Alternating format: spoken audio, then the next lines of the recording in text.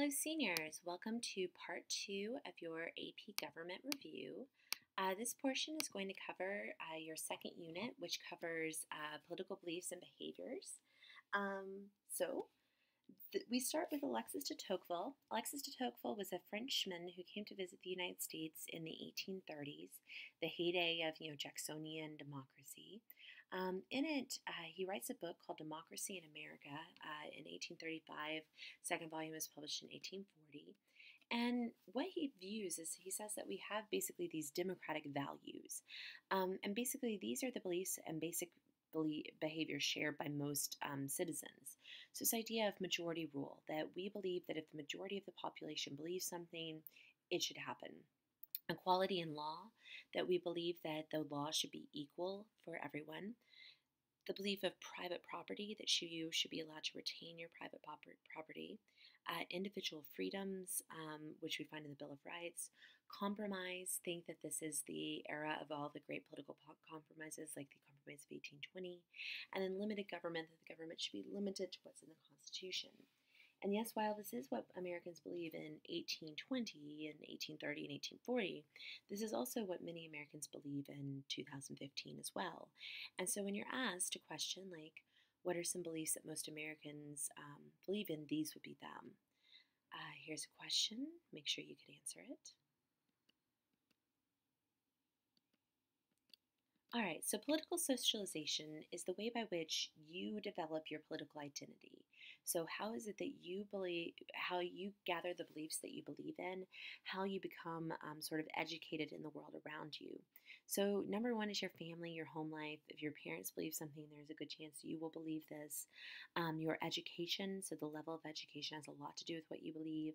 Your group affiliations, are you in an interest group, a labor union? Demographic factors like age, sex, race, religion, mass media. So, do you watch a certain station? Do they tell you to do things?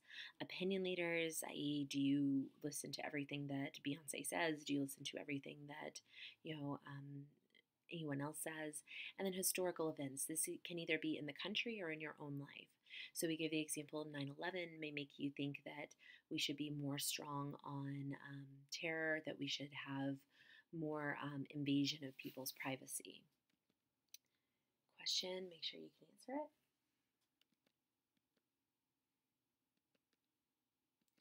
So public opinion are basically the attitudes that people have relating to politics, public attitudes, public issues, or making a public policy. So it's basically what the public feels about politics. Do you remember this word, polarization? This means to become more divided. So in the era of good feelings, we were not polarized at all, right? Like everyone had a very similar opinion. Today, however, there is a large degree of polarization. There is a large difference between a Democrat and a Republican. And so as politics becomes more polarized, the ability to compromise does become lost. Political efficacy is your ability to participate in politics. Like, what do you think your ability to influence factors would be? So it's your capacity to understand and influence. So we said that you may not feel like your political efficacy is too terribly high right now. However, we would all agree that your political efficacy is higher than a freshman. If you can vote, your efficacy is higher than someone who cannot. If you become a major in political science, it will become even higher. So basically, there's this really strong connection between how much you think you can do and how much you actually do. So if you believe that your vote matters, you obviously go out and vote. So political efficacy is really important in the United States. So we measure public opinion and public efficacy through polling.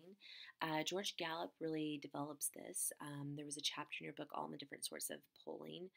Maybe glance over that to review. But political ideology is really what's influencing most people. This is the set of beliefs about politics and public policy that really create what you believe. And this is what falls along that political spectrum. So if you're radical, you want very strong change. If you're liberal, you want an active government. We said this would be usually a modern-day Democrat. If you're a moderate, you fluctuate somewhere between being a liberal and a conservative. Conservative promotes limited government, supports more of a traditional lifestyle. We said this would be more of a Republican. And then reactionary advocates a return to a previous state, so trying to go back to the way things used to be. We said in our population, maybe 3% are going to be on these extreme ends of radical to reactionary. Most everyone is going to fall somewhere in the spectrum between liberal and conservative. So, how you participate can be in many different forms. Like the most obvious is voting in elections. However, just discussing politics can be a way. Forming an interest group or a PAC can be a way. Contacting public officials, campaigning for office, or even running for office. And we said that all these have different levels of engagement. However, we could all talk about politics. Many of us could vote. Running for office may be something we never actually go for. But any of these are levels that are open to you if you meet the qualifications. Protesting is also something that it depends on where you are. We said that today in Dallas it would be hard to join into a protest as there are not a lot going on, but if you were to go to a city like Baltimore where there's a lot of protests going on right now, it would be very easy for you to join into a protest. Okay, question. Make sure you be able to answer it.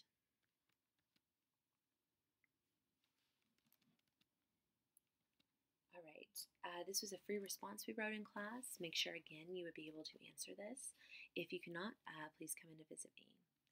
All right, so expansion of suffrage is something that we talked about in U.S. history. You should know much of it, but basically understand the way in which people gained more rights. So starting with about 1800 and the removal of property restrictions, going through to the 15th Amendment after the Civil War, where all males can vote. 19th Amendment takes care of the gender restriction. In the 1960s, we get more restrictions based on race taken off. And then the 23rd Amendment is given, which gives Washington, D.C. residents the ability to vote. And then the poll taxes and the 26th Amendment both allow more people to vote. Also know your initiative, referendum, recall. So these are all ways that are developed during the progressive era in American history, where people can become more involved in their politics.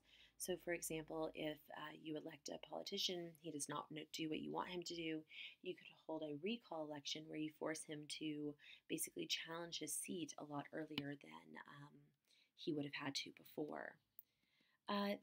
There are a lot of reasons that people do not vote or that there is a lower voter turnout. A big one would be the expansion of the electorate. When only white property holding males can vote, it's very easy to get all of them to turn out to vote. However, when the majority of our population can vote, it becomes very hard to get a significant portion of them to turn out. There's a failure to mobilize, like people are not able to be motivated. There's a mistrust of our government, and this is really from the 1960s and the credibility gap through Watergate.